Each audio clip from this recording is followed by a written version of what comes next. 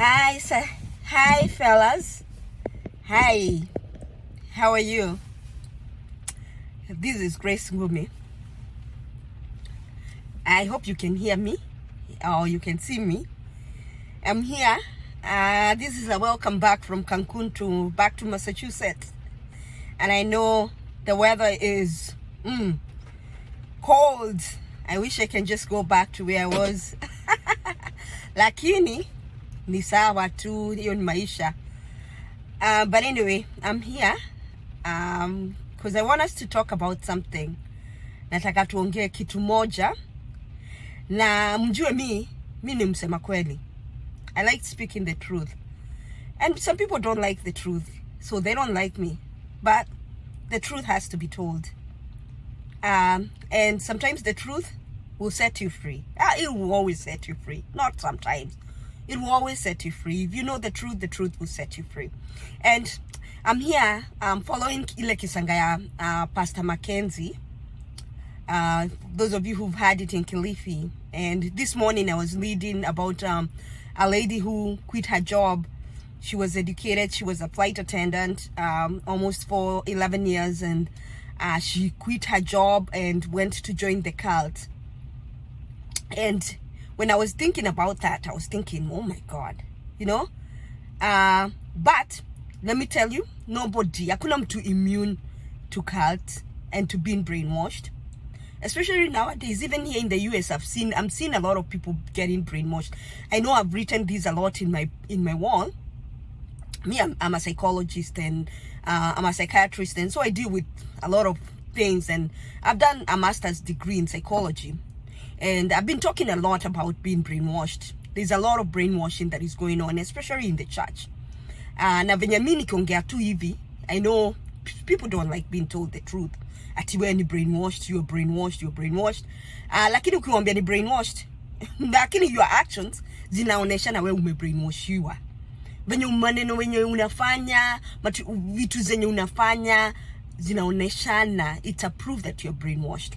Because one of the few things that I've noticed that people, and I've noticed here in the US, nimeona watu wanafuata pastors. Ati wanaamini pastor venye anawaambia, it's the ultimate truth. Nobody carries the ultimate truth. The ultimate truth can always be found in the Bible. Don't let that person be the ultimate truth. Ati yeye tu ndio unakwambia ukweli. Listen to them, yes. Give them respect, yes. Honor them, yes. But at the same time, question some of the things. Some of the things people tell you and some of these pastors are going around saying, they are lies. They're ultimate lies. If you question somebody's integrity in the first place, I mean, you should take a minute and say, you know what? This person lied to me the first time. The second time amenidanganya na hii ni maongo. Ninaona hii kweli ni maongo. Ni maongo tu ananiambia. So my friend, I'm here to tell you, you know, please, people are getting brainwashed at a high level. Hata watu educated, unapata mtu ni professor na amebrainwashiwa na mtu. We need to be very careful in this land and in this place and in these times that we are living in. Where jijulie tu ukweli. Question some of the things. Follow somebody, but kuwa na second thought. Ya ati huyu mtu si ya ultimate truth. Na ukijua the ultimate truth, imagine enda umconfront umwambie, ai, na manangania ni uratu henia, you are lying to us. You know? Anyway, those were my two thoughts about that case of cult.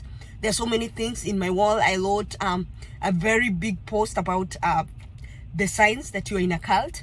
Go read it. You can look it at my Facebook, Grace Ngumi. I posted one, and I'll repost it again so you can go read it. It really talks details of how you can know that you're in a cult.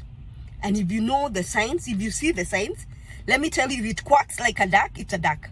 So if you are really questioning and feeling like you're in a cult, imagine Anza could believe you're in a cult and start cutting the ties. It's hard. Sometimes they cannot let you go because they manipulate you. They have manipulated you so much. And if the moment they start seeing that you're seeing the light at the end of the tunnel, they start coming back for you. You know what? It's doable. You can leave. You can cut ties.